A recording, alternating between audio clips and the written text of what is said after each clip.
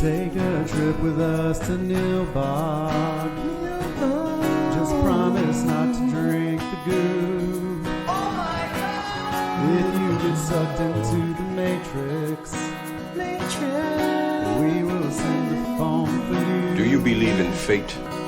But every movie has a plot hole, and every hole gets filled somehow with whiskey, wine, or blue milk. Just don't cut me off right now. We're the Plotaholics, a breakfast club of two. We're the Plotaholics, ripping plots apart for you.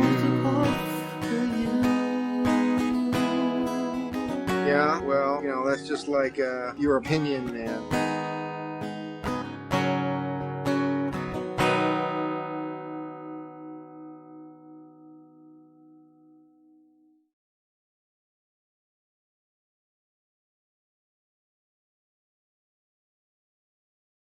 We are calling the Plotaholics podcast. Back again. It feels like a long time since we've done this. It's only been a week. It's been a little longer than usual, I think. Yeah, So 8 days. Yeah, for sure. So with that, all of that in mind, Bryan has, he's been sort of out and about, as it were. Yep, Butte in the Butte. And so doing some traveling and some exciting stuff. I don't know if you can talk about any of that stuff, but Oh no, I can talk about it. I was invited down to Smyrna, Georgia, for the DDP Yoga Transformation Summit 2022. The first time that the DDP Yoga Performance Center down there in beautiful Smyrna, Georgia, has had live classes since it shut down in March 2020 for COVID. Yes. And it was such an amazing experience. Yeah, that's cool. Yeah, met some great people, and they actually put my before and after image on the building, which is amazing. I'm right next to last year's the 2020 Positively Unstoppable Challenge winner Candy Herndon, aka Candy Rotten, on there. So you got the 2020 and the 2021 Positively Unstoppable Challenge champions right next to each other, which was really, really amazing. And then my fellow 2021 Positively Unstoppable Challenge champion, Stephanie Kelly, who joins me for Tan Talks Cobra Kai edition, has also been added Are to you the guys building officially as well. like co-champions on that? Well, I'm the grand champion and she's a champion. Gotcha. Okay. So, but we're fellow champions. Yeah. But so she's made it onto the building as well. So it was definitely a great time to be had, meeting people for the first time, reconnecting with people that I've met, and it was just lovely. Only thing that was crazy is that there were so many awesome people there. When you're in a crowd like that, you're going to meet people that you connect with and then you spend so much of your time with. And sometimes it's at the expense of spending time with other people as well. So it's really hard sometimes, to break apart your time like that. Yeah, those kinds of events are particularly challenging on that front. They really are. But it was such a great time, and it was beautiful. It was really, really beautiful. Good. Well, we're good. It's good to have you back. It's great to be back. We're recording a little bit late, like a day late here, on our final week, Bryan, of our parody run of programming, and we're wrapping things up with honestly probably the most recent example of this exact kind of movie, right? Yeah, at least the one that's probably among the most popular the most popular of the last 20 years. Yeah, because there have been others sort of in this vein, especially, but I think this is the last one of its kind that I've watched in the last 2 decades. That's true. And also, and I watched a lot of them when I was in high school. This movie came out in 2000, right? So I was just kind of like coming into high school. I had also I was the right age for this movie. Because I was the right age also for Scream, and I Know What You Did Last Summer. And Right. so it was like this one hit me right at the right time, and then obviously it spawned like a big franchise, and we'll get into that and its problematic history as well. But it also spawned like a series of other similar parodies, and we've mentioned these in the last few weeks, like Epic Movie and Not Another Teen Movie, and et cetera, et cetera. And Yeah. yeah, and they all just sort of become They just become just one thing. like It just well, becomes yeah, this overarching and thing. it also becomes a cheaper and cheaper version of the same product, right? Like as Right. they continue to sort of churn them out almost year after year. I mean, Scary Movie, you got the sense that it just waited until there were enough movies to fill up 90 minutes of jokes, Yeah. like 90 new movies, right? Right. And I'll tell you the truth. This movie, I'm not even gonna lie, it doesn't age well. It didn't age well for me. It did not age well for me either, And for a but number of reasons. and there's a lot of it though too that I like how self-aware it is. I Yeah. appreciate the self-awareness of the movie. I really and truly do. But at the same token, I think that this is probably the weakest of what we've done. Like I would definitely put like I put Naked Gun and I'm gonna get you sucker like up there as the tops, Yeah. and this one is gonna be down there along with Hot Shots. Yeah, I felt a lot like I did while I was watching Hot Shots, Yeah, watching this. yeah, Though I feel like Hot Shots made a more concerted effort to be a little more timeless, though it was still dating itself with a lot of its references. it dated itself a lot, but yeah, because the This, thing is, well, you figure in the late '90s, going into the early 2000s, and even up until I even want to say like 7 years ago, our comedy was more who can be the most like bombastically outrageous in the sense of kind of like offensive humor, I yeah, guess. Like it really became super edgy to have that Howard Stern-esque offensive humor. You know, we're gonna really we're not just gonna make jokes about people. We're gonna really see how far we can go to really make a group of people the butt of the joke. How far mm. can we go? Yeah. You know, that envelope pushing mentality. As I was watching this movie, it seemed like it wanted all of its characters to either be whores or gay people, like or some sort of like closet gay person or closet cross Right. dresser or something like that, right? Some And sort of a in the closet to the point where you want to just say, all right, we know you're compensating to try to hide who you are.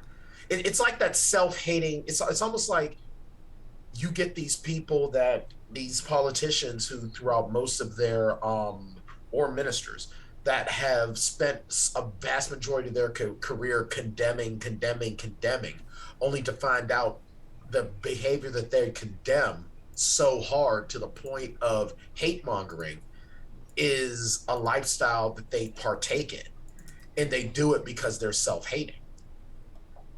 um, I don't.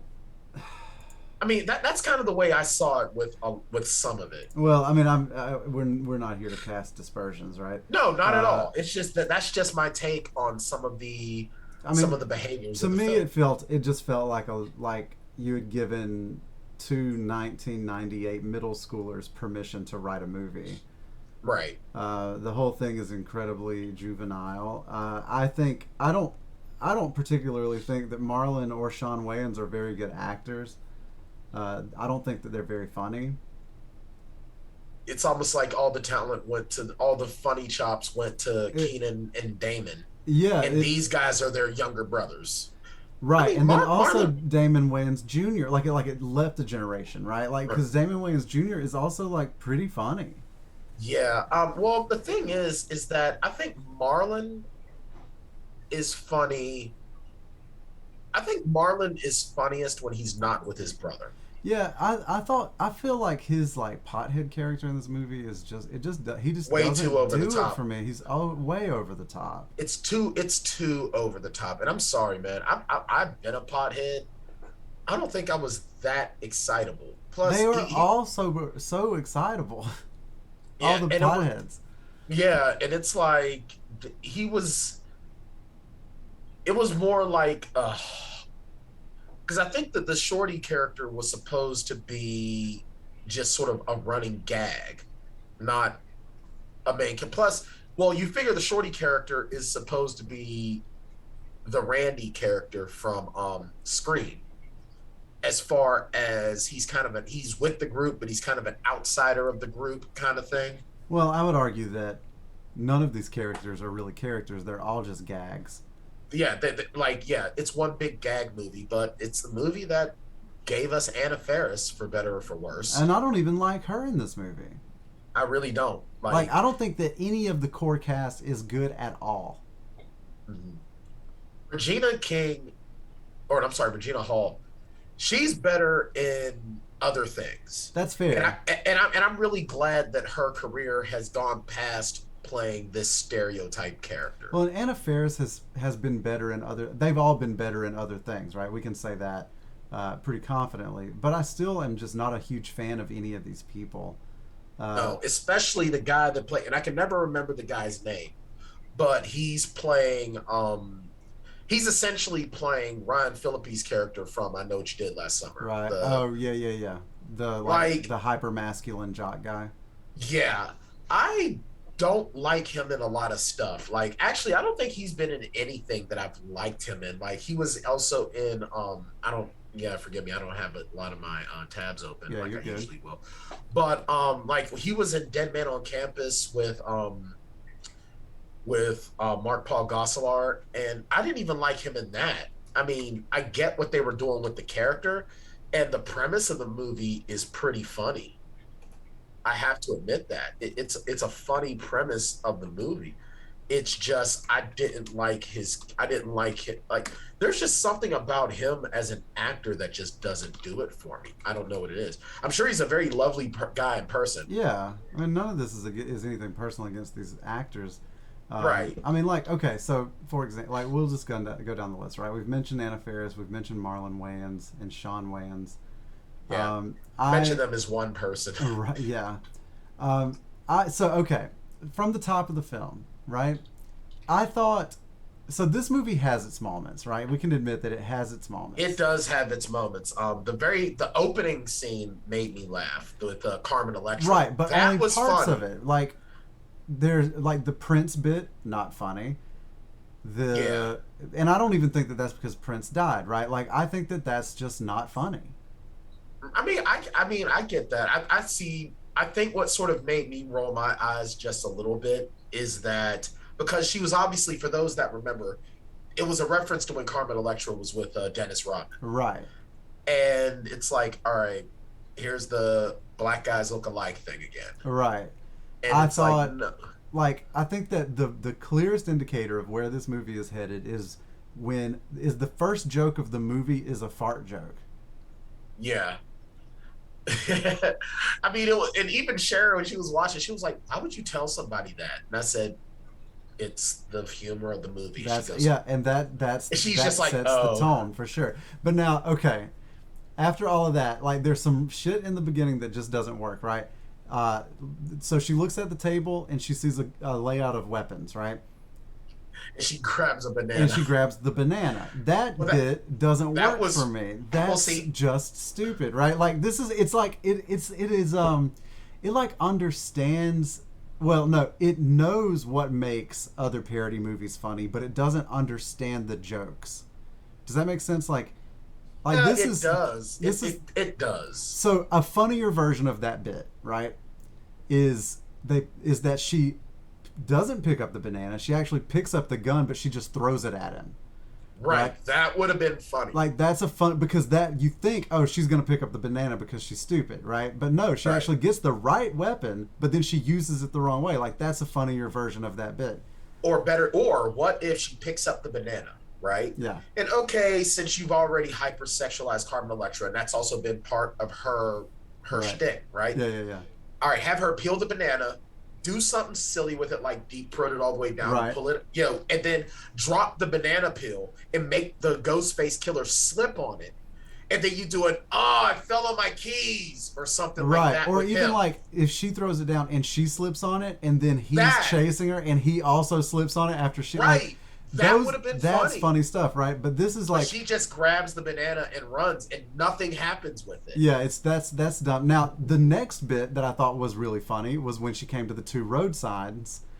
And she ran to death Yeah, instead of safety. that one is funny. That was funny. That was very. And then funny. when she ran through the sprinklers, I thought like this is maybe peak scary movie, right? Like this moment may be as good as scary movie gets because Carmen Electra is in it and she's incredibly self-aware and she knows what she is and she knows her place in like 90s culture, right? Right. And, for better or for worse. But right. the thing is, but that was also that she cultivated that she knew her. And here's the thing. There is nothing wrong. I'm a big fan of. Listen, if you know that people see you as sexualized. This is the persona that you perpetuated, and you run with it. Cool, because at this point you're not being exploited. Right. You're this is your persona. And like you said, she's very very self-aware. She knows that's what people want to see. So yeah, and it's funny to do that in a situation where it's not appropriate. You get the right. sense, It's all on her terms because she could have told Keenan, "No, I'm not doing." Now the person I'm less convinced is as in charge of her being used as a sexual object in these movies is Shannon Elizabeth, who is coming off of the American Pie film, and that was her big break, right? And I feel like she has done a lot of things since then, right? But I think in this particular moment, she was just kind of the hot chick. She had to be the hot chick, and that's what she was cast as. Now, I even appreciate in later American Pie movies how they sort of had the Nadia character grow up. I'm telling you, American Pie is a franchise. I told you recently that Michelle and I have to do. Yeah, Michelle and I have revisited it, and I talk about a movie that I assumed would age poorly. Like, by and large, there are moments, right, that are not great. There absolutely are. But by and large, I've been like kind of surprised at how well it aged. I seriously think that we should do the American Pie movies individually. Yeah, I agree with that. Each one has its own charm. Like for me, like right off the top of your head, which of the actual American Pie movies? I'm not talking spinoffs, but the actual movies. Which one is your favorite? Oh, that's a good question. I almost think. I mean, I love the first one. The first one has a really but again, the right age, right? The nostalgia. Right, I think that maybe the second one made me laugh the most. The second one is my favorite, top to bottom. Yeah. Story, jokes. It's the funniest. The funniest joke, and I know that this is not a scary movie. We'll get back to it. We're already off the rails. The funniest joke to me in American Pie 2 is when Jason Biggs is like rubbing one out, but it's glue. And he like climbs out on the roof and the cops come up and they're like, put your hands up. And he puts one hand up and they go, both hands. And he goes, I can't, I'm glued. Like, I don't know why it is that makes me funny, but there's something similar in Scary Movie. Like one of my all-time favorite jokes in a movie. It makes me laugh every time, no matter how, and it's so stupid. But it's in Scary Movie, in the scene when they run over the hitchhiker. And Shannon Elizabeth runs down the street and she goes, oh my God, we hit a boot. And then the guy's like, where's the foot? Like, that sequence was funny. Now that sequence was funny. Yeah, I think that is the best sequence in the flick for sure. I agree. Because first it's like, oh my God, we hit a boot. Where's the foot? The guy's like, no, I'm okay. He's like, we gotta dump his body. Not necessary. See, that's classic parody stuff right there. Right. Now that was good because, and I think honestly, this movie is at its best when it's spoofing I Know What You Did Last Summer. Yeah, more than Scream. Because here's the thing, Scream is already a parody. That's what I was gonna say, is that Scream already did what Scary Movie's trying to do and did it way better. Way better. Now, I know what you. Now, here's the thing. which series did you prefer? Because they came out about the same time. Scream and I Know What You Did Last Summer. Which one did you like This more? is tough, but I feel like I preferred I Know What You Did Last Summer. I did too. I love Scream when it first came out. Don't get me wrong. Scream was 1 is amazing. Scream 1 is the creme de la creme of that series. Scream 2, now an argument can be made for Scream 2 because Scream 2 is an example of that rare time that the sequel stands up with the original. Will you just clarify for me? I think that isn't the movie theater sequence in this flick a takeoff of Scream 2? Yes. That is a take from Scream 2, yes. Now here's the thing. The same can't be said about I Still Know What You Did Last Summer. Yeah. Because the sequel to I Know What You Did Last Summer, I think it should be a horror classic, a suspense classic. I Still Know What You Did Last Summer, I'm not a big fan of. I don't even think I really fully watched it. Yeah. I was happy with just the first one. Yeah, I mean, because it was scarier. It was scarier. It was more because it was more psychological. As a franchise, it seems that Scream is the superior franchise, obviously. But individually, as a standalone flick, I think I Know What You Did Last Summer was better than Scream somehow. Yes. I mean, honestly, they were both bangers, right? They really were, and they felt exactly the same, which is why I get why they try to parody both. Yeah. In this film, but no, this movie is at its best when it's making fun of I Know What You Did Last Summer. Let's run through the bits that worked for us first. Okay. Right. So that bit. All right. So that bit right there really, really worked. Absolutely. Completely agree. I have to be honest. I think when Kurt Fuller is on the screen, it's pretty funny. Like, because when he's playing the sheriff and he's interviewing her. Okay, yeah, that dude makes me laugh every time. And nothing, he was like, so what do you think? It was like, I'm going to show you some pictures. And you think it's going to be mugshots. And at first you're like, dude, she was wearing a mask. And he's like, what do you think of these? He's like. Right. But the best part of that is when she goes, no. And then he goes, all right, I understand. And then they go and talk about something else. He goes, do you mind just taking one more look at this for me? Yeah. Kurt Fuller is. He's a trip. And he really is. He does it because his delivery is like Leslie Nielsen, right? Right. It's very straight. But but Anna Faris and the Wayans and everyone else in the core cast is so keenly aware that they're playing it for comedy that they're over the top. They're like overacting. Right. And I think when Rick Ducommun is on the screen, he plays Cindy's father. Yeah. He's also someone that's always really funny. Yeah, he was also good. And it's because they play it straight. They don't play it for laughs, right? But his way of being funny and straight is, it just works. And we lost him about 7 years ago. But I mean, I'm going to run down the list of some of the things that he's been in. He was a prison guard in Spaceballs. I do remember that. He was also in Die Hard. Remember when they're talking about shut down the grid? And he's like, I can't shut down the grid. What are you talking about? Yeah. Remember? And he's like in the sewer hole. And he's like, well, I can do this. I can't be done, but I can do that.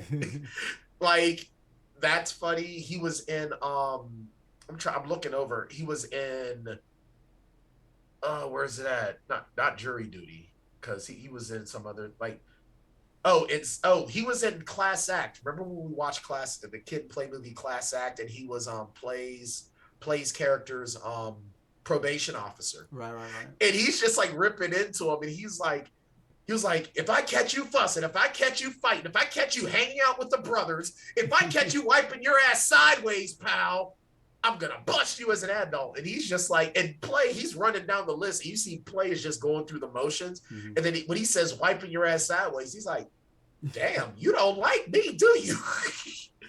He is really funny. So I think what works for me is when those two guys are on screen. They are good. Some of the opening with Carmen Electra, not the fart joke. I mean, it's one of those hot chick farts funny. Right. But I mean, I even so some of the stuff with her was funny. The James Vanderbeek cameo was kind of cute. Yeah. when they're playing the song, and it's like, and at the time it's like, hey, it's the Dawson song, and he goes, wrong set. Well, and he's also one of those guys that's incredibly self-aware. Right, and he's really made a great career of his Yeah. self-awareness. In a lot of ways, I kind of feel like that's it. Like and the fact that Dave Lander, aka Squiggy, was in it. Yeah, that was because that was a nice little nod to the Fonz. So, Right. and I think really that was about what worked for me. So there are a couple of like small bits that I liked that I would add. I agree with all of your list. Yeah. I think that anytime the killer is trying to hide, it's really funny. Yeah.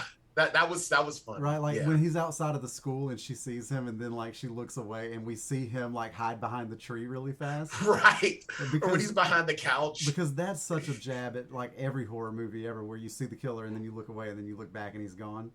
Yeah, it's like, that's wow. Funny. Like I mean, you really went to the right. Yeah, he went to the ninjutsu school of hiding from things, not here. Right, and then when he's like, do you know where I am? And she's like, you're behind the couch. And he goes, what? And she goes, yeah, I can see your feet. He's like, you know what? Close your eyes. Close your eyes. And then he goes and hides behind the drapes, and you can still see him. Right, but like he tries the rug first, right? Like that's ridiculous. Like that's classic parody stuff, right? Right. That was good. Yeah. That was very right. good. And then behind the curtains. I told you about this movie a while ago called I Still Know What You Did Last Friday the 13th. Oh, it's called Shriek. Did. I Still Know What You Did Last Friday the 13th. Yes, you did. And it has some of the best killer bits in it. Like so it parodies basically the same stuff, right? But in the opening sequence, whenever he calls the Drew Barrymore character, she like looks at the phone and it says, it's like caller ID, and it says the killer, unknown number. Oh, and that stuff is so funny to me, right? Like those are the things that make me laugh because it's just so like that's so ridiculous, but it still is like I don't know why that is funny to me and the banana thing isn't. I guess because there's instant payoff on a caller ID joke, but like the banana just never had it never like followed through, you know? Right, and that's the biggest issue that I had with it, is that there was no follow through. And I think that's the biggest issue with most of the bits that don't work. Well, with a lot of the bits, some of the bits that don't work for me are just like gross or insensitive or whatever. Right, like the movie theater scene. Yeah, which is how gross. Now, did you think that was gross when it's like, all right, because in part 2, the way the Omar Epps character died in Scream 2 is that it sounded like someone was having sex, and he's leading in the list. I mean, how many of us, well, if we know that someone is having sex in public and we hear it, we have that moment of fascination, like, is that really happening? Yeah, for sure. And then he gets stabbed through the head, and that was a great death there. That was a really good death. And then, of course, Shawn Wayans' character hears it, and then someone's, it's the glory hole bit, and then it goes through his ear. That was this like goofy to me. Maybe I'm just getting old. Well, but that was just goofy. Scary Movie 1 and 2 loves like dick jokes. They really do. And they really do. Because in this one you've got a little dick joke, you've got a dick through the ear joke, and then you've got the Miss Man gym teacher, which isn't purely a dick joke, but I didn't like that. Like, honestly, I checked out of that whole thing right there because it's completely unnecessary. It was just mean spirited. Yeah, like the scene as a whole doesn't even need to exist for the story. And then so you've essentially created this entire exchange with these two people just to make fun of someone that was trans. Right. And here's the thing with this, and I know, and I can hear the blowback when I say that was just mean-spirited. Oh, well, it's comedy. You can be funny without being mean. Yeah. I mean you really can. The Naked Gun is not mean. We keep harkening back to that, and like no one in that movie, like there's not a single community that is the butt of the joke, and that movie is the best movie we watched this month. Right, because here's the thing. You might be able to say, there's nothing between you and Ludwig. She's like, no, he likes East German men. What about you? I like cops. That's not a gay joke. It's just, no, he's not into me because he's gay. Right. That's not making fun of him for being gay. Right. Everything that happens to the Vincent Ludwig character has nothing to do with his sexuality. And Now, even when his sexuality comes up, it's a happen to be. Like, you happen to be, like, if someone like, oh, well, I'm sure he might be into you because of blah, blah, blah. No, he likes bigger girls than me. Yeah. Yeah. Scary It has Movie nothing. is unkind to its gay audience. And it's unkind to people that aren't, like the scene where the bigger girl is trying to get through the cat door. Right. Yeah. That was like, I'm just watching that, and it's like, this isn't even physical comedy. I wanted to ask you this because the movie does this really, what I think is an almost interesting thing with, with, what is the name of Sean's character? Ray. It does this interesting thing with the Ray and Bobby character at the end, right? During the big reveal, where Bobby comes out, right? Right. And Shawn, who has played like the sort of flamboyant, the stereotypical gay part, like throughout the entire film, right? Like it's just sort of baked into the texture of the film that you assume that this is a gay character. And it's one of the worst kept secrets of the movie because it seems like he thinks he's hiding, but it's just like everyone's just kind of like, right. Yeah. And then he turns out to, well, he doesn't admit to being gay at the end, right? He's like, no, I'm not. Like, what are you talking about, right? And then Bobby, like, I thought that's an interesting flip, but also like clearly Shawn's character is just in the closet still because. Right. The things that he said throughout the movie would lead you to think that he's absolutely gay. Like the one kind of gay joke in the movie that made me laugh. All right, I will admit to this because of the way it was delivered, probably more than anything. Right, was when she was like, "We can't tell anybody because think about it. If we go to jail, all of those big muscular." Inmates just waiting for like a virgin piece of ass and all of this. He's like, all right, maybe second thought, we should call the police. Like, that was right. Funny. Like it was really just the delivery of it that made me laugh, though. The delivery was the funny part. The part. one time that I thought, is Shawn Wayans kind of funny? Like, yeah. Well, what made me laugh, and I know it was more because you didn't see it, and it was a sound effect. Right. When you've got Ray and Brenda making out in the back seat with Buffy and Greg. Mm-hmm. And Greg's like, oh, I love it when you play with my ass. She goes, but I'm not. And he looks back and goes, Ray, oh, sorry. And he hear, right. Like he pulls his head. That was pretty funny. Yeah. Those were because the thing is, it's not making fun of anyone. It's now it's more, this is the character. Yeah, right. Both of these dudes are kind of into that. Right. And the joke is the misunderstanding the humor effect, is right. It's the sound effect and the misunderstanding. It's like who's on first thing. Like who's on first is always funny.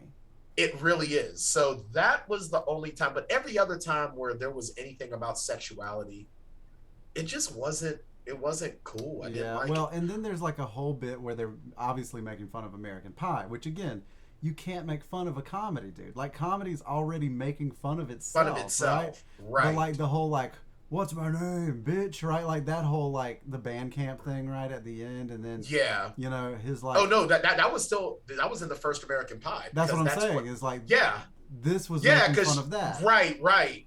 He's like Michelle. Like I love that. That made me laugh my ass off. Whoa. All right, moving on. But I just got name association. It's like okay, let's move on. When he nuts though and like plasters her to the ceiling.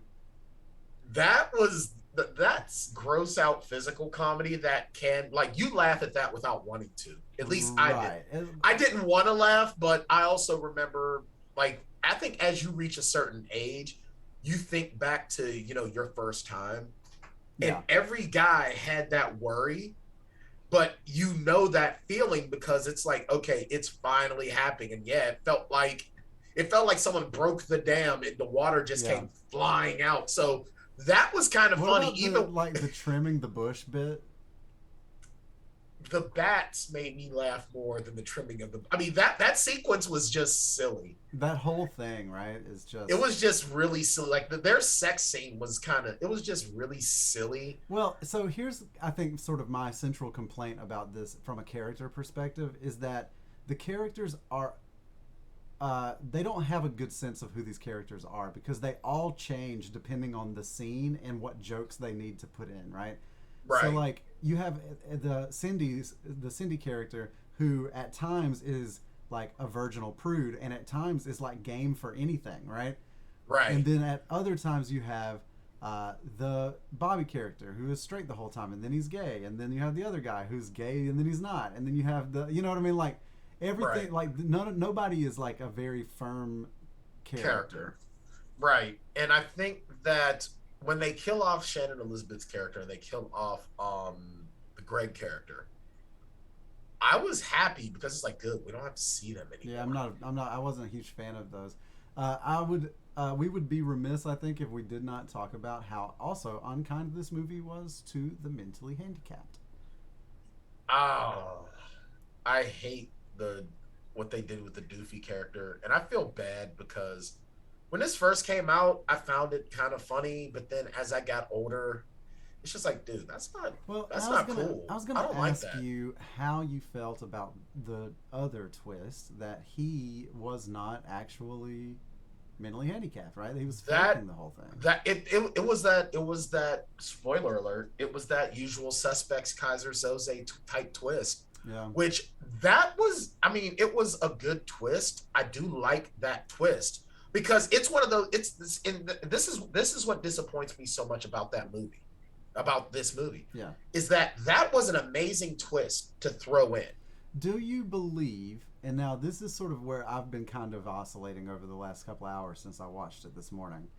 Mm-hmm. Do you think that at its heart, this film is trying to say something about making assumptions about people just because of the way they act? Because there are three separate characters here that are someone other than what we assume them to be based on their Right. actions.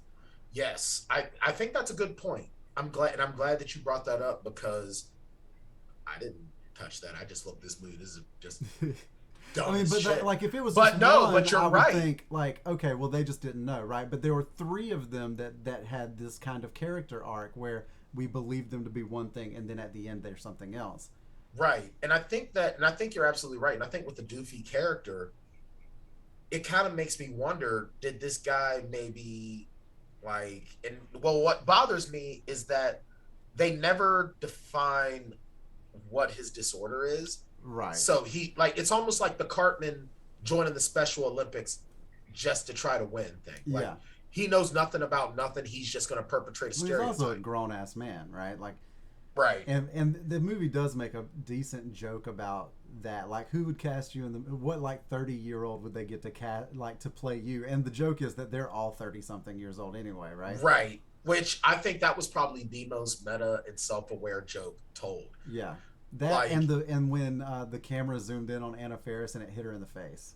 yeah, that was kind of funny. I Yeah. did like that because well, I also like the jab at what the hell's that movie called? Blair Witch. Oh, right. That was kind of funny too. Mm-hmm. But I think that circling back to the Doofy thing, I think that I like the twist, but some of the jokes about him and whatnot, I kind of wish he would have just been seen as just a nerd, Yeah. like just some nerdy guy instead of perpetrating the special needs aspect of it. I get that Yeah. they're making fun of David Arquette's character because that's kind of like if like honestly, I kind of wish that David Arquette would have been found to be the killer. Yeah. I would have loved that. That would have made Scream even better. But so I kind of like what they did there. I kind of wish they would have played up making fun of the Dewey Yeah, character, it was a making him very- even more inept. It was a very instead of late being 90s thing to make fun of the mentally handicapped. I mean, there's something about Mary sort of does that too. yeah. Um, and it was Oh, just, I hate that. I hate that Pat Healy. I work with R words. I hate that. yeah. I hate the delivery. I hate that cheapo smile with the super white teeth. But that was also Matt Dillon being the perfect villain Yeah, for sure. that he was his entire career. Like honestly, my Mount Rushmore of film villains, as far as actors, Mm-hmm. Matt Dillon, our best buddy in the whole wide world, Bradley Whitfield, are two of them right there. And then Darth Vader and Emperor Palpatine. Yeah, I think like in the late night. Well, I mean, we just didn't have the same understanding, maybe culturally, about mental illness and mental Right. handicaps as we do now, and so I think You're right. You're right. but so Hollywood just kind of painted with a broad brush, and every mental handicap was sort of portrayed in comedy the exact same way. Right. But I Um, mean, but you could have done the whole every joke that Doofy is the butt of, you could have done with a socially awkward, geeky type character. yeah, I think the most uncomfortable I was with the way that they treated the Doofy character was when he soiled himself. And Yeah. then he immediately and then the cops immediately were like, "All right, son, let's get back to special ed." Right? Like it was like a little too on the nose at that point. Otherwise, like he could have just been like an awkward guy, right? Right. Like he like But he instead of had him the like physical like ailments as well, right? right. Like honestly, it would have been funnier if he was just a socially awkward guy and they're like, "What does that smell?" And then he has like a wet spot in his front. He goes, "Oh man, my weak bladder." Right. You Anything know, like that, right? Would have that been would have been funnier. yeah, but I no, mean, but because again, you could have even done the vacuum cleaner thing yeah. with a socially awkward And the vacuum nitwit. cleaner thing is one of the times that Doofy makes me laugh. Right, Because again, at that point, it's a masturbation joke. It's not right, like he's a he's a R word joke, right? right. Like And I don't like that. I don't right. like that at all. But then like after he soils himself, the sheriff again like just his delivery and deadpan delivery is so Yeah. good. He's like, and how about a change of pants, son? like that That makes was me laugh. Like hilarious. it's such a weird thing because sometimes the jokes, honestly, it's the throwaway jokes that are funnier to me than the ones that they really telegraph, right? Right, and I really love how they make fun of the Gale Weathers Yeah. as Gale Hailstorm. Yeah. Cindy, your ass looks fat. And she just turned around and decked her. That wasn't. I actually kind of liked her character too. When she's Yeah. like, "We're reporting live where one student has been murdered," and then that dude And the dude's just still acting up. poof, She just and poof. she's like, two students students have been murdered. like just on camera, right? And honestly, that scene with the press was really funny. Like the Black Entertainment channel. White folks are dead. We getting out of here. That was really fun. Or like the 911 joke, like when she typed a 911, like white girl White in woman trouble. in trouble, and they just showed up in mass. Yeah. Right. Well, I love that joke with the white folks are dead. We getting out of here. That's a nice callback to Scream 2, Right. where he's like, Gail. He's like, I read your book and I saw what happened to your cameraman. I ain't getting. It was like, I'm not getting gutted. Oh, he didn't get gutted. I just threw that in there. His throat was slit. He's like, either way, brothers don't last long in these situations. Yeah. I'm gone. I also kind of liked Gail's cameraman. I thought he was pretty funny. Yeah, that like the characters that are the most funny in this movie aren't the central cast. Right. It's the background characters. It's what if you're able to focus broadly on what's happening on screen, it's the stuff that's happening in the background that's the funniest Right, parts. like when they're walking through the school parking lot and the coroner van is there. And it just says, yeah, that Like, was hilarious. those are funny bits. Right.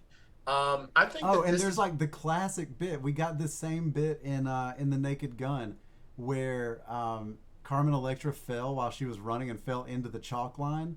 Right. And then she gets up and she was in there right. And what did you think of when he stabbed her and he pulled out the implant? Was that funny to you? I don't think so. I don't know. I think I just chuckled at it because it's like, oh yeah, because implants. Okay. Yeah, I mean, I don't know. I mean, again, like it's one of those like Carmen Electra jokes on Carmen Electra's terms, right? Like it's not something Right. that she was hiding from or anything like that. But I also thought it was funny. She's like, Dad, help! And it's like, oh right, here's how are we gonna mess this up? Oh, he's getting a danger zone blowy. He's getting a danger zone blowy. Yeah, And then she's like, what was that? Nothing. right.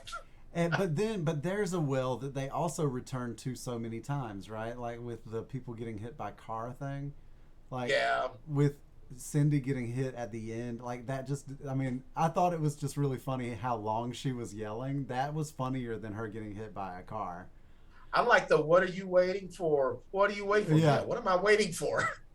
Although, granted, I don't like the joke about, but at the same token, that was kind of That's Like, the kind of dark. That's the kind of dark humor that I do appreciate. I do appreciate dark humor. yeah, I think like a funnier way to end it would be for her to start like screaming, and then it just cut to credits, and then at the end of the credits, it goes back to her, and she's still just screaming. That would have been a lot funnier, I think.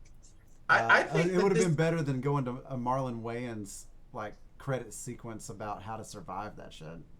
right. Well, I think this movie. I think where this movie messes up is that it has the potential to be smart and hilarious, Yeah. and they just.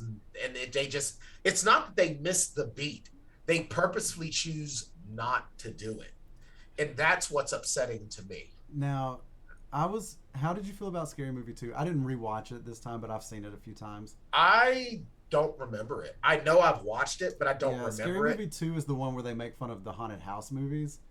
Okay. And Maybe I was thinking about watching it, but yeah, I was just I so remember like tired. David. I think it's David Cross is in it. He plays the butler with like the physical Oh handicap. no, that was Chris Elliott. Chris David Elliott. Chris Cross was Elliott. in it. David Cross was in it. He was in the wheelchair, and he That's was right. that. That's right. And it was like anytime someone offered to help him, he would get mad and be like, "I'm handy capable. I can do it." Yeah, and so Like, again, like here's a movie that it's not enough to have one physical deformity or one physical now we have handicap to have here. more. Right, like you're like they're going in on this particular joke, right? Well, the funniest part of that though, with that character, where the one woman goes, "Huh, let me help you with that." He goes, "I don't need your help. I can do it myself." And then he bends down and starts giving himself a blowy. I thought Right. that was kind of funny. That's the one thing in that movie that I remember. That and the guy and Chris Elliott with the hand, Uh-huh. and how he was grossing everyone out touching the turkey. And then I'm trying to remember because I Oh, dropped. and wasn't there a random part of that movie where they were all dribbling a basketball or Oh something? yeah, they were like it was like a High School Musical thing, maybe. Oh, I don't know. I don't know why dribbling a basketball is funny. If that's the case, then every time Magic Johnson got the ball, It people was should have just the it been was the dying stomp laughing. thing that they were like doing like a rhythm, like a. Oh. I think that's what it was. Yep. Um, See, here's the joke, Shane. Here's the yeah, joke. This is me. yeah, right. I mean, that's the thing when you start like forcing like Ah, these movies started like Scary Movie 2 came out a year after Scary Movie 1. right. Now, here's the thing. A lot of these movies, and I think that South Park is the one that really cracked this nut, is that these movies want to be so relevant with what's going on in the time so they can make the joke. Yeah. So you get these substandard scripts that are written on the fly, and then they shoot them so quickly just to get it out. Where South Park, they're using it computer generated, but they're just on a huge crunch. But that's what keeps South Park relevant. Now, I'll say that Scary Movie 3, even though it's the first without the Wayans involvement, was the last of these that made me laugh. I stopped watching after two. And it's a parody of Signs and The Ring, and that one made me laugh. I remember that it had like Charlie Sheen in it, I think. Oh, okay. You know what? Maybe I'll try watching them at some point, but I'll tell you the truth. But And after that one, I was out of it. I don't think I ever even watched the rest of them. I've only watched one and two, and then when the Wayans left, I was done. Yeah.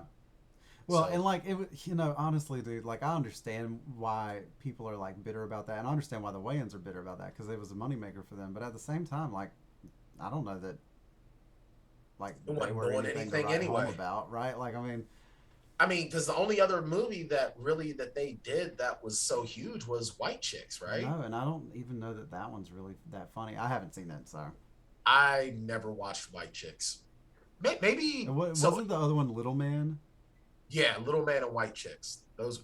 Well, you know what? Although Marlon Wayans had a movie called I can't remember what it was called, but he took some experimental drug and got like great at everything.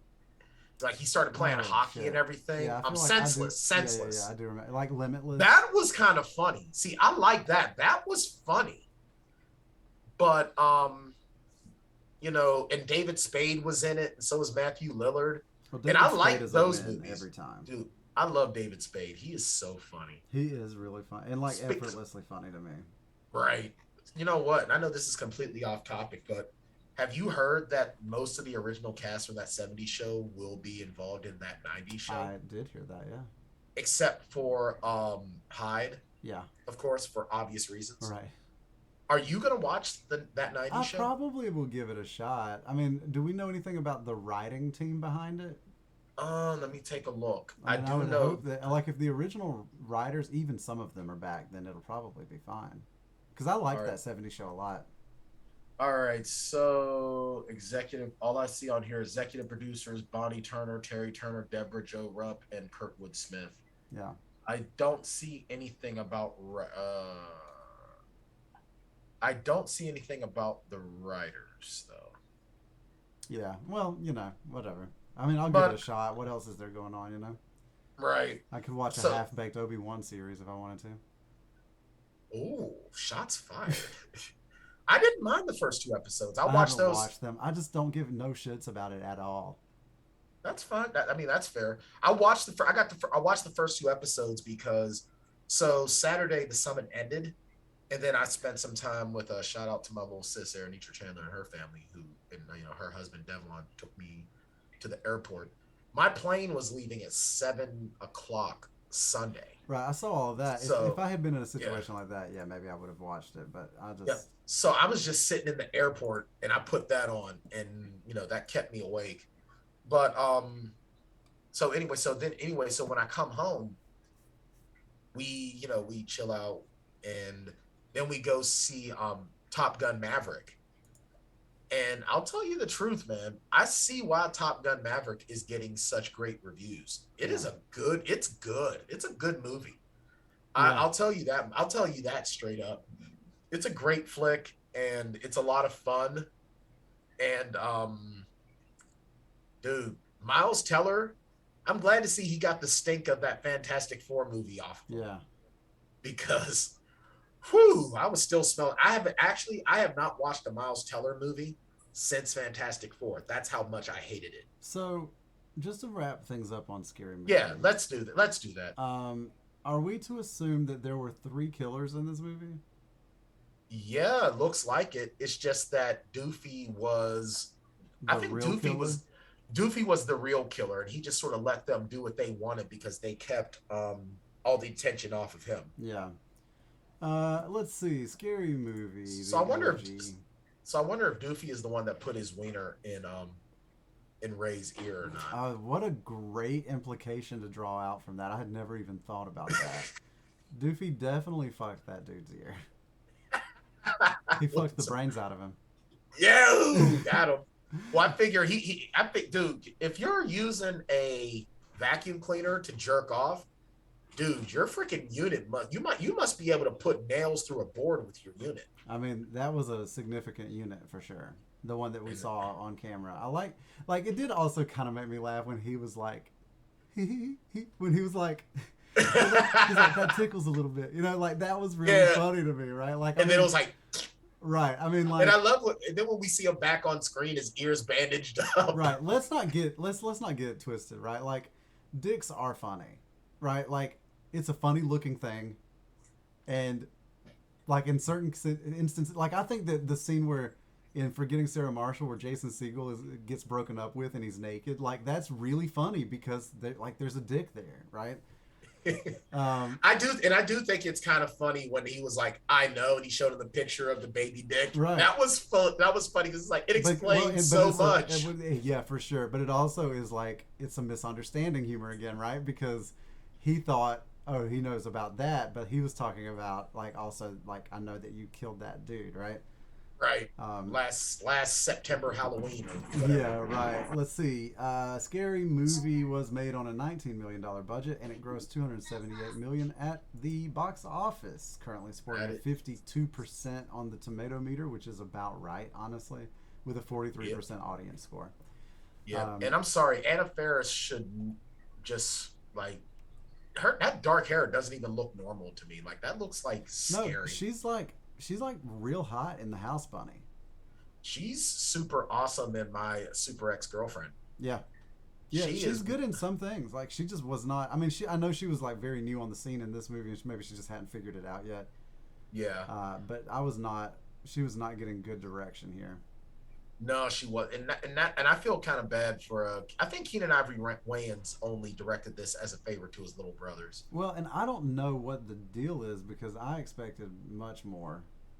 from So, him. like, yeah, because I Like, mean, we where's the got checks and balances? You got to let these guys know, you know? right because he did so amazing with I'm gonna get you sucker, Right. and then this. What a difference like a decade And what makes. a difference a script makes. Right. Oh my A goodness. director These can only direct what he's given, right? You know what? If we didn't need pollen to keep the world working, I would seriously write a letter to nature to Yeah. get rid of it Mm-hmm. because I just hate my backyard. Maybe we can. Maybe I think I'm just gonna get like some gasoline and just burn down my whole backyard and just start Maybe. over again. Maybe you We just we got we got to scorch the earth. maybe you just put big plastic bags over everything. Put Ziploc baggies on all of your plants. That's a good idea because my freaking face is so itchy. Let's see. Oh my god! Anything else on Scary Movie before we get Bartender Smiley in the mix? You want to know the best part of the movie was for me? What's that? The ending. Yeah, I agree. All right, here's Bartender Smiley. The Plotaholics rating system for the movies is a pretty simple system. Basically, they rate movies based on how many shots it takes to get through them. So if you got a good movie and you get through it all the way sober, then it takes 0 shots to get through the movie. And then if you got a really bad movie, then it could take up to 5 shots to get through the whole thing. I think you can try to figure out the middle part yourself. So, what can I get you? All right, Brian, I think I have to give it a 4.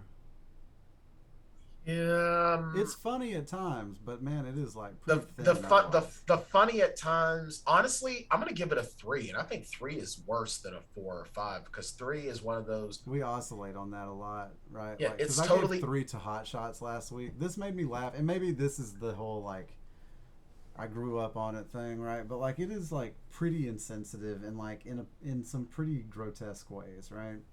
yeah. I mean, I got a couple of chuckles. I really did, but I especially give it a 3 because the title poster lied. No mercy, no shame, no sequel. Well, how many did we get? Yeah, there you You go. lied. You lied to me. I'll probably never watch this movie again, ever. Yeah, And if you notice, we got a lot of the films that I've given a 3 to are movies that I'll say I'll probably never see again. yeah.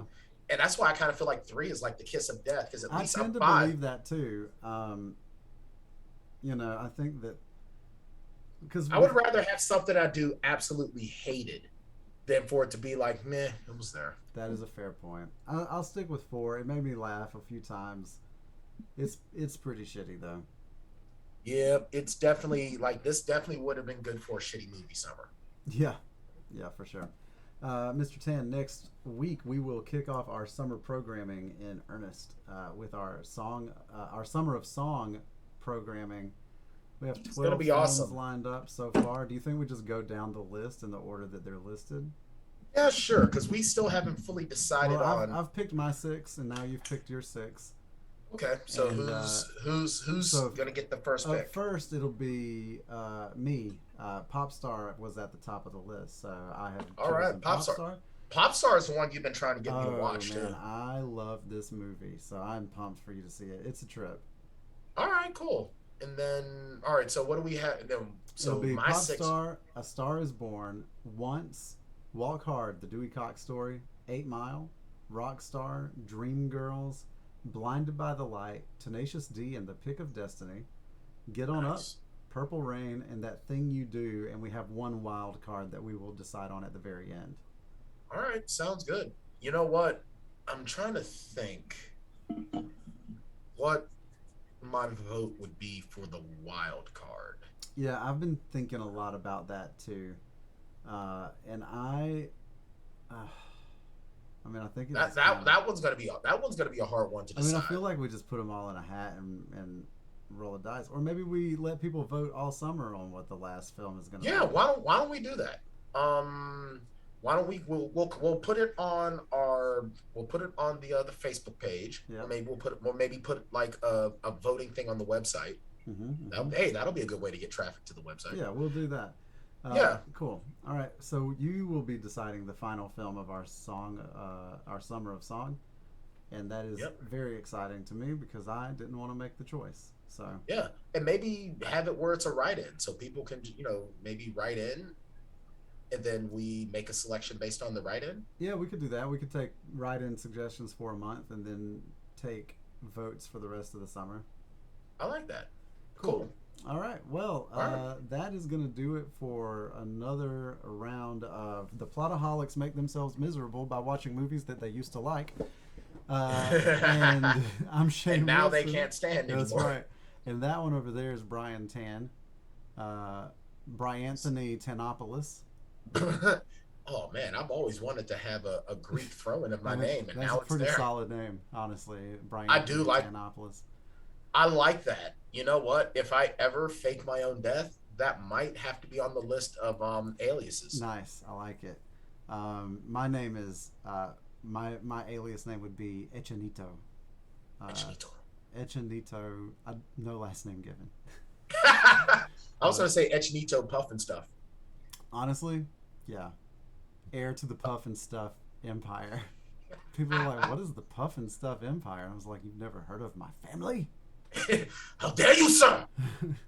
All right, well, I bid you good day. That is going to do it for us this week. We will see you folks next time. Next week. Take care.